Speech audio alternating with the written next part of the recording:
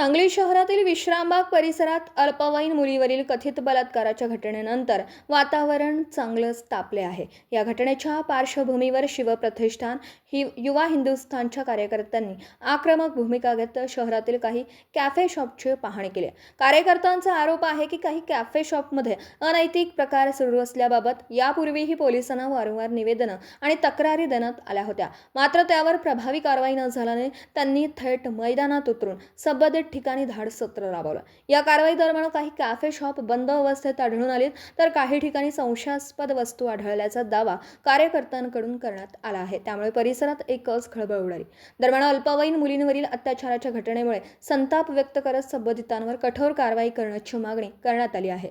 या घडामोडींनंतर विश्रामबाग पोलिसांनीही परिसरातील कॅफे शॉपची तपासणी मोहीम सुरू केली असून पुढील चौकशी सुरू असल्याची माहिती समोर येत आहे। गेले 4-5 वर्ष झालं सांगलीमध्ये हे जे अनधिकृत कॅफे आहेत म्हणजे मिनी लॉजेस आहेत। तासाला 200 रुपये 300 रुपये असं घेऊन भाडं घेऊन ते प्रायव्हसी नावाने कंपार्टमेंट केलेले आहेत आणि ते अल्पवयीन मुला-मुलींना वापरायसाठी दिलं जातं। या कॅफेंमध्ये कंडोम विकलं जातं, याच्यामध्ये गर्भनिरोधक गोळ्या विकल्या जातात, गांजासारखे पदार्थसुद्धा या ठिकाणी विकलेले जातात। आणि या संदर्भात गेले 4-5 वर्ष झाले शिवप्रतिष्ठान युवा हिंदुस्थानच्या माध्यमातून आम्ही आंदोलन सुरू केले।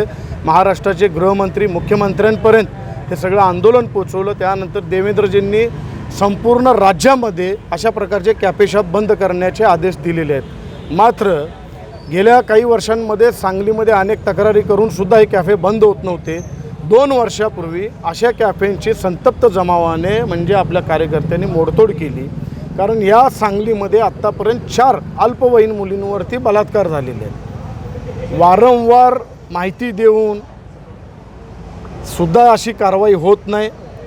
ह्या अनधिकृत कॅफेसाठी पोलीस प्रशासन त्याचबरोबर महापालिका, कारण परवानगी घेताना कंपार्टमेंटची परवानगी घेतलेली नाही, आणि food FDA food and drugs department हे सगळे जबाबदार आहेत, कारण वेळोवेळी माहिती देऊनसुद्धा ही कारवाई होत नाही। आज ज्या एरियामध्ये आपण फिरतोय अशा सांगलीमध्ये काही कर्मचारी आहेत जे या कॅफे शॉपमधून हप्ते गोळा करतात।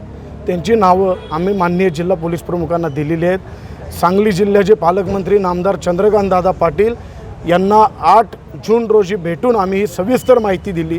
त्यांनी इथल्या SP-ना ही सूचना दिली आणि ताबडतोब हे सगळे कॅफे बंद करायच्या सूचना दिल्या। SP साहेबांना भेटून आम्ही ही सगळी माहिती दिली। SP साहेब नुकतंच सांगली जिल्ह्यामध्ये आलेले आहेत, मात्र काही पोलीस कर्मचाऱ्यांची आम्ही नावं दिलेली आहेत जे अशा प्रकारच्या कॅफेंमधून हप्ते गोळा करतात, ज्या कॅफेंमध्ये गांजा, कोंडोम, गर्भनिरोधक गोळ्यासुद्धा विक्री होते। अशा कॅफेंवरती कारवाई पोलिसांनी केलेली नाही, म्हणून आज आम्ही ही कारवाई करतोय। आम्ही इथले पोलीस प्रशासन अधिकारी आहेत त्यांना सोबत घेऊन असे इल्लीगल कॅफेंवरती आम्ही आता धाड टाकतोय आणि आपल्याला आत्तापासून सकाळी 3 ते 4 कॅफे सापडलेले आहेत। त्याचबरोबर बरेच कॅफे चालक मालक ह्या कॅफेंना टाळं ठोकून पळालेले आहेत, मात्र ते कुठं जरी पळाले तरी आमचे कार्यकर्ते आणि पोलीस प्रशासन या ठिकाणी थांबतं, त्यांच्यावरती कडक कारवाई होईल। त्याचबरोबर जे पोलीस कर्मचारी आहेत जे हप्ते गोळा करत आहेत त्यांची माहिती आमच्याकडे आहे, ती आम्ही माहिती जिल्हा पोलीस प्रमुखांकडे दिलेली आहे। आणि हे कॅफे कुठल्याही परिस्थितीत सांगलीतच नाही तर राज्यामध्ये कुठेही अशा प्रकारचे कॅफे आम्ही चालू देणार नाही। आज फक्त आम्ही पोलीस प्रशासनाला घेऊन कारवाई करतोय।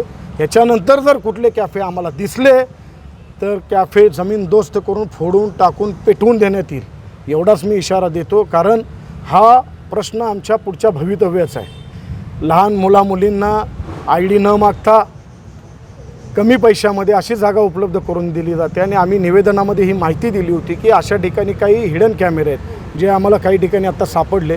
हिडन कॅमेरे किंवा मोबाईलमध्ये असं शूटिंग घेतलं जातं आणि ते शूटिंग नंतर त्या मुलीला पाठवून तिला ब्लॅकमेलिंग करून बलात्कार केले जातात।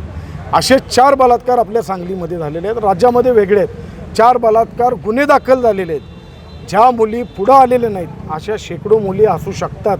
आम्ही आपल्या सगळ्यांच्या माध्यमातून आपल्याला आव्हान करतो सगळ्यांना की ज्या मुलींवरती अशा प्रकारे अत्याचार झालेत त्यांनी आम्हाला संपर्क करा। या कॅफे चालक आणि यांना भाड्यानं देणारे कॅफेचे मालक यांच्यावरती सुद्धा कारवाई व्हायला पाहिजे आणि जे महापालिकेचे कर्मचारी, पोलीस कर्मचारी जे यांच्याकडून हप्ते घेतात यांच्यावरती सुद्धा कारवाई व्हायला पाहिजे।